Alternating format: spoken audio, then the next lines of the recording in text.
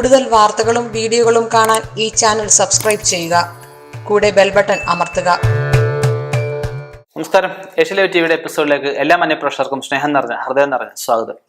നമ്മുടെ വീട്ടിൽ ഒരു മരണം ഉണ്ടായി കഴിഞ്ഞാൽ ആ ഒരു വേർപാട് അല്ലെ ആ ഒരാളിൻ്റെ ഒരു വിടവ് അതൊന്ന് ഫില്ലായി വരാൻ വളരെ കുറച്ച് നാളെടുക്കും അല്ലേ.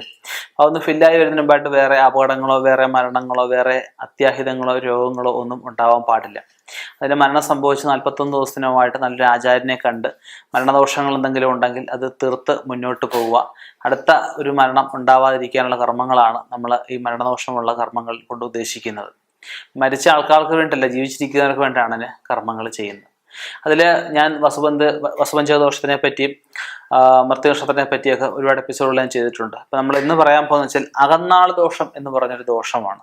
അകന്നാൾ ദോഷം എന്ന് വെച്ചാൽ ഓരോ വർഷവും മേടമാസം 1-ാം തീയതി സാധാരണഗതിയിൽ വിഷു ദിവസം അന്നാണ് പറയപ്പെടുന്നുണ്ട്. അത് കഴിഞ്ഞ് അശ്വതി മുതൽ 27 നക്ഷത്രങ്ങൾ 12 രാശികളിലൂടെ സൂര്യൻ്റെ പ്രയാണത്തിനെയാണ് നമുക്ക് പറയപ്പെടുന്നത്.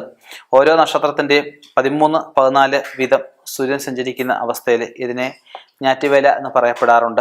ഇതിൽ മരണം സംഭവിച്ച സമയത്ത് സൂര്യൻ ഏത് രാശിയിലാണ് നിൽക്കുന്നതെന്ന് അറിയണം. അതനുസരിച്ച് വേണം പരിഹാര കർമ്മങ്ങൾ നമുക്ക് ചെയ്യാനായിട്ട്. അശ്വതി, ഭരണി, കാർത്തിക, രോഹിണി ഇവ 4 അകന്നാളുകൾ ആയിട്ട് പറയപ്പെടുന്നുണ്ട്. മകയിരം, തിരുവാതിര, പുണർതം ഇവ 3 പുറന്നാളുകളായിട്ട് പറയപ്പെടുന്നുണ്ട്. വീണ്ടും 4, 3, 4, 3 എന്ന ക്രമത്തിലാണ് ഇത് എഴുതി നോക്കുക.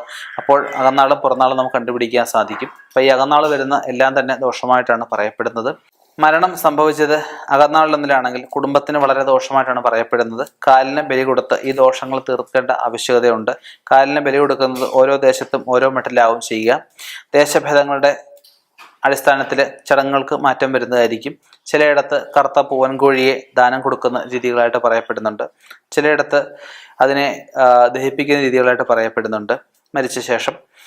പിന്നീട് സൂര്യൻ്റെ രാശി സ്വഭാവം അനുസരിച്ച് 4, 7, 10 അധോമ രാശിയൊക്കെ ആയിട്ട് വന്നു കഴിഞ്ഞാൽ വളരെ ദോഷമായിട്ടാണ് പറയപ്പെടുന്നത്. സൂര്യൻ നിൽക്കുന്ന രാശി 12-ാം രാശി വന്നാലും അധോമ രാശി വന്നാലും ഒക്കെ ദോഷമായിട്ട് പറയപ്പെടുന്നുണ്ട്. കേന്ദ്ര രാശിയിലും തിരുമുഖ രാശികളിലും ഒക്കെ ഈ രാശികളൊക്കെ വന്നു കഴിഞ്ഞാൽ ഈ ദോഷങ്ങളൊക്കെ വന്നു കഴിഞ്ഞാൽ അത്യന്തം ദോഷകരമായിട്ട് പറയാറുണ്ട്. 4, 7, 10 രാശികൾ മിഥുനം, കന്നി, ധനു എന്നിവ ഊർധ്വമുഖ രാശികളായിട്ട് പറയപ്പെടുന്നുണ്ട്. തിരുമുഖ രാശികളിലായാൽ ഏറ്റവും അധോമായിട്ട് മരണദോഷങ്ങൾ പറയപ്പെടുന്നുണ്ട്. ആത്മാവിൻ്റെ ഗതിയെ മരണാനന്തര ലോകത്തിൽ അദ്ദേഹത്തിന് എങ്ങനെ എത്തിക്കുന്നു എന്നുള്ളത് ഈ നാൾക്ക് അനുസരിച്ച് പറയാനാവുന്നതാണ്. പൂർവികർ ഇതിനെല്ലാം മുൻനിർത്തിയാണ് ഓരോ കർമ്മങ്ങളും ചെയ്തു പോന്നിരുന്നത്. ദോഷശാന്തിക്കായിട്ട് ചെയ്യേണ്ടത് എന്തെല്ലാമെന്ന് വെച്ച് കഴിഞ്ഞാൽ വസുപഞ്ചക ദോഷ സമയത്താണോ അല്ലെങ്കിൽ മുകളിൽ പറഞ്ഞ അകന്നാൾ ദോഷത്തിനൊക്കെയാണോ സംഭവിച്ചതെന്ന് കണക്കാക്കിയതിനു ശേഷം പുല കഴിഞ്ഞ് മരണം നടന്ന ഗ്രഹത്തിൽ വൃത്തിയാക്കുക. ആദ്യം ഗ്രഹം വൃത്തിയാക്കി പുണ്യാശുദ്ധിയൊക്കെ ചെയ്തതിനു ശേഷം 41 ദിവസത്തിന് അകമായിട്ട് വീട്ടിൽ വെച്ച് അവിടെ മഹാമൃത്യുഞ്ജയ ഹവനം, അഷ്ടദ്രവ്യ ഗണപതി ഹോമം, യമരാജ ഹോമം നടത്തി പിണ്ടകർത്താവ്, അതായത് ആരാണോ പിണ്ടം വെച്ച, അതായത് പിതൃകർമ്മം അനുഷ്ഠിച്ച വ്യക്തിയുടെ ജന്മനാൾ തോറും ഒരു വർഷത്തേക്ക് ശിവക്ഷേത്രത്തിൽ മൃത്യുഞ്ജയാർച്ചന, രുദ്രാഭിഷേകം, ആട്ടശ്രാദ്ധം തുടങ്ങിയ കാര്യങ്ങൾ ചെയ്യുക. അതുപോലെ സഞ്ചയനമായാലും മറ്റു കർമ്മങ്ങളായാലും അകന്നാളിലാണ് ചെയ്തു പോന്നിരുന്നതെങ്കിൽ വളരെ ദോഷമാണ്. അതിനൊക്കെയുള്ള പ്രതിവിധികൾ ഇതിലൂടെ ആവുന്നതാണ്. ഈ അകന്നാൾ ദോഷത്തിന് മൃത്യുഞ്ജയവും മറ്റും കഴിക്കണം എന്ന് ഞാൻ പറഞ്ഞല്ലോ. ഇതിൻ്റെ കൂടെ തന്നെ നമുക്ക് ഈ ദോഷമുള്ള ആൾക്കാർക്ക് മൃത്യുഞ്ജയ യന്ത്രം ധരിക്കാവുന്നതാണ്. ഇതിനെ അതാത് ദോഷങ്ങളെ അതാത് രൂപങ്ങളിലേക്ക് ആവാഹിച്ച് ശിവക്ഷേത്രത്തിൽ കൊടുത്ത ശേഷം വേണം ഒരു വർഷം വേണ്ട കർമ്മങ്ങൾ ചെയ്യാനായിട്ട്. ഈ പൂജകൾ ചെയ്യുമ്പോൾ നിർബന്ധമായിട്ടും നിങ്ങൾ ശ്രദ്ധിക്കണം.